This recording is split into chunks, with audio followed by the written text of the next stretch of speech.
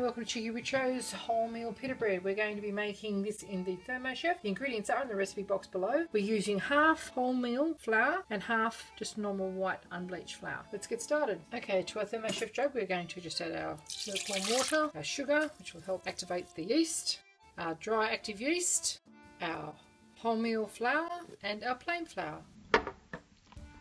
Now on 37 degrees to keep the temperature ideal, we're going to mix this until it is well combined. Just add a glug of olive oil. Okay, after 1 minute on speed 3, this is what you should have. Now we're going to put on the knead function for another 2 minutes. The 2 minutes of kneading, this is what you should have.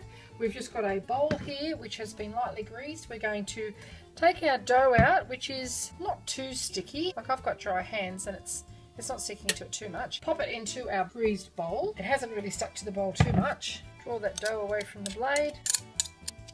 We're going to cover this, place it into a warm place and allow it to prove until it doubles in size. Now that depends on the temperature where you are at the moment and the quality of the flour that you're using. Just give that a roll around in the bowl so that it doesn't get a crust on the top of it. You can see it's really quite pliable, and allow it to double in size. Okay, after a couple of hours we just punch that down. This dough has doubled in size. We just knock all of the air out of it. Divide it into sections so that we can dry fry it. So just cut it. Don't cut your mat. I'm using a plastic cutter here so that won't bother it. Okay, you should make about 8 pitas.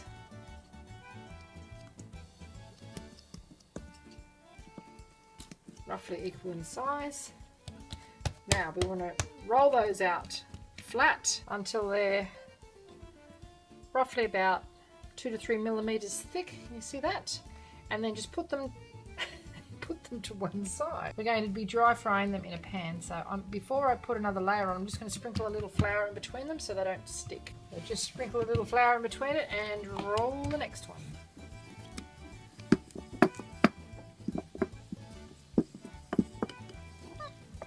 That's what you should have. They're really quite pliable.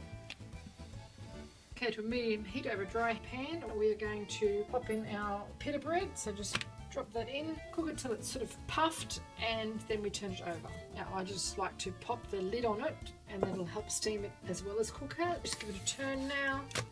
Brown it on the other side. After a couple of minutes on the other side, it's nice and puffed and golden. We just remove that now, keep it on a warm plate, and put our next pita bread into the pan. Okay, you can see they're nicely puffed up when they're cooking. Just turn it over and cook it for another couple of minutes on the other side. Lucky last.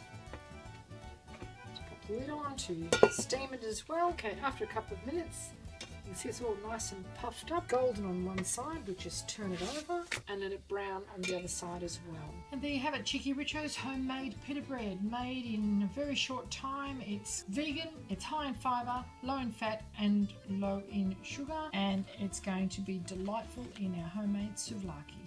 Cheeky Richo's homemade souvlaki with our homemade tzatziki, our marinated lamb kebabs, lovely fresh Greek salad, and our homemade wholemeal pita bread. Just get our pita bread, comfort food. Absolutely delicious. Do give it a try. Thanks for watching.